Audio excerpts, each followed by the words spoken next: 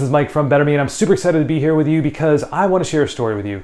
I actually got to teach my kids last year, which was the most humbling, amazing, super awesome experience. If you ever get a chance to teach your kids, I definitely suggest taking that experience because I'll tell you, now I understand why teachers do what they do. It was super incredible, and I taught my kids about how to master the money game. Not just about finance, not economics, but really how to master the money game and how to master the system so that the system doesn't take advantage of them. And I truly believe that the wealth gap that we're seeing today in our country and around the world is due to a lack of education and information. And so if we teach our kids how to spend properly, how to save properly, how to make money today while they're still young, I really believe that we could reverse some of what we're seeing today in our country. And so the first thing I teach about is assets versus liabilities. They're the two most prominent things on a balance sheet today. And so what are assets? Assets are things that put money into your pocket.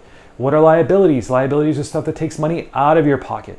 What are some of the things that could be considered assets? Well, gold, silver, stocks, life insurance, and buying a business or owning a business.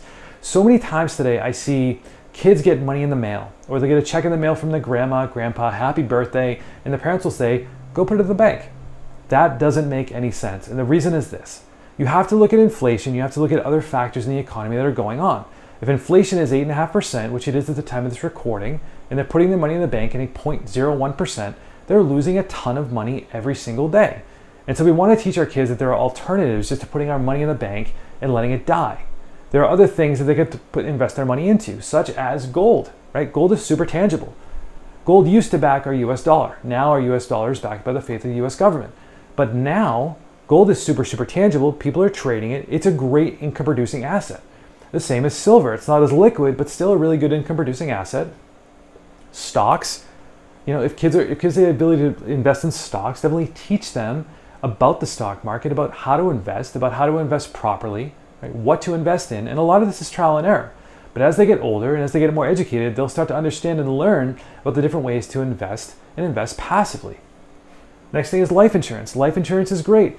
It's protection. You can put your money into a life insurance policy. The insurance company will protect against any downside loss, and you'll get the gains in the cash account in the life insurance policy as if you were in the market.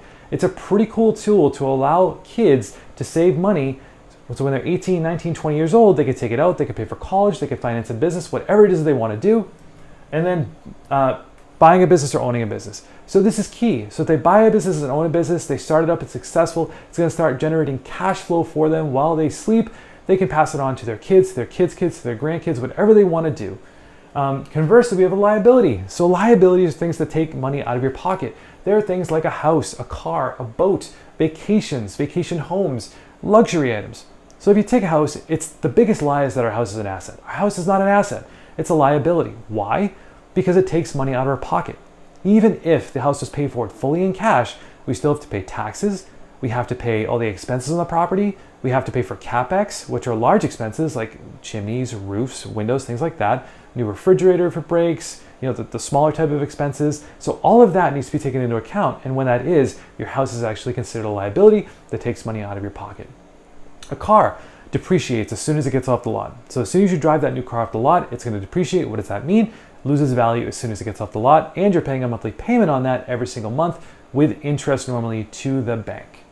A boat, same thing. Depreciates in value. You're paying a monthly payment if you finance it to the bank. If you didn't finance it, that's great, but you're still paying money to maintain that boat, keep it on the water, keep it clean, keep it maintained. Vacation or vacation homes. If you're taking a vacation, that's great. Everybody needs some time off, but every bit of money that you spend on something like a vacation is actually a liability because it's taking money out of your pocket. It's not an income producing activity. And then luxury items. So if you're looking at like fur coats, watches, rings, jewelry, things like that, again, those items are super nice, super great. But for kids, as they're starting out, we want to make sure that we're teaching them that they want to buy income producing assets and they want to limit themselves on the amount of liabilities. This, I think, teaches a number of things, but the one thing that it teaches is how to manage debt, how to spend the right way, how to save the right way, and how to use money the right way so they can actually buy income producing assets versus having a large amount of liabilities that is going to cause them to go into debt someday. So that's my biggest takeaway from this video is we want to teach our kids, we want to have more on this side than we have on this side. And so guys, I hope this video was helpful. If you have any questions, comment below. Happy to answer those comments. Like the channel, subscribe to the channel. And until then guys, I'll see you in the next video.